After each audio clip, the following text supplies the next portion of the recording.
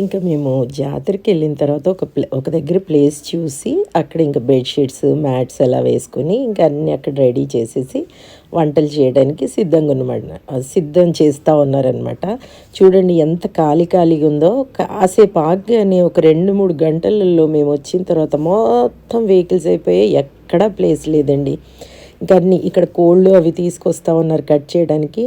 నేను దేవుళ్ళ పూజలు అవి చేసిన దగ్గర కట్ చేసినవి, ఇండ్లలో కట్ చేసినవి నేను తినాను కాబట్టి అసలు మా స్వరూప ఇంటి దగ్గరే కందనకాయ కర్రీ చేసి తీసుకొచ్చింది. చిన్నప్పుడు కూడా నేను అస్సలు తినేదాన్ని కాదండి, ఇంట్లో కట్ చేసినా కూడా ఏదైనా మొక్కినప్పుడు అవి అస్సలు తినను. నాన్న బయటకు వెళ్ళి మళ్ళీ నాకు సపరేట్గా చికెన్ అది తీసుకొచ్చేవాడు అనమాట, కందనకాయలు ఎగ్స్ అవి.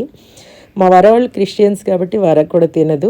మళ్ళీ మా ఏం చేసింది, వచ్చేటప్పుడు ఒక 2 kgs 3 kgs చికెన్ బిర్యానీ వండుకొని తీసుకొచ్చింది అనమాట.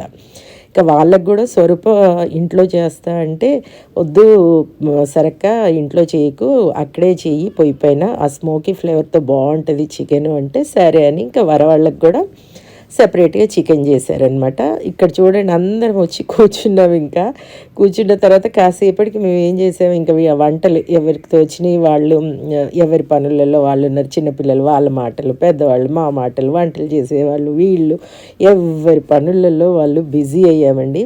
ఇవన్నీ న్యాచురల్గా మాటలు ఉండాలి కాబట్టి నేను వీడియోస్ అన్నీ కూడా చిన్న నాకు వీలు పడినప్పుడల్లా నేను పెడతా ఉంటాను. చాలా బాగుంటాయి, గుర్తుగా మాకు ఉండాలి కాబట్టి మేము ఎప్పుడు చూసుకున్నా కూడా మేము ఇలా ఎంజాయ్ చేసాము, మా మాటలు ఇలా అనేది ఒరిజినల్ వాయిస్ మాది మాకు వినబడాలి కదా. నా టోన్ ఎలా అయిపోయింది చూసారా. నేను ఎప్పుడు మా వాళ్ళ దగ్గరికి వెళ్ళి వచ్చినా కూడా ఇలాగే అవుతుంది అనమాట. బాగా అరుస్తాము, మాట్లాడుకుంటాము, గట్టిగా మాట్లాడుకుంటాం కదా. అందరు ఉన్నప్పుడు ఒకరి మాటలు ఒకరికి వినబడవు కాబట్టి ఇంకా గట్టిగా ఉంటాం కాబట్టి ఇంకా నా గొంతు ఇలా అవుతుంది అనమాట. చూడండి ఎంత ఖాళీగా ఉందో. కాసేపు ఆగ్గానే మొత్తం ఫిల్ అయిపోయారండి. ఇదిగోండి మార్నింగ్ పూరి టొమాటో కర్రీ చేసింది. బ్రేక్ఫాస్ట్కి అందరం తినేసి బయలుదేరామన్నమాట. ఇంకా నాకేమో అక్కడ పొయ్యి పైన కందనకాయ కర్రీ ఉడుకుతూ ఉందన్నమాట. ఇంకా అది కూడా తీసుకొని వచ్చారు. చెప్పాను కదా, నేను ఎటు వెళ్ళినా నాకు ఇంకా ఈ కందనకాయ కర్రీ తప్ప ఏది చేసి పెట్టరు అనమాట. వేరే కర్రీస్ నేను ఏవి తినను అని.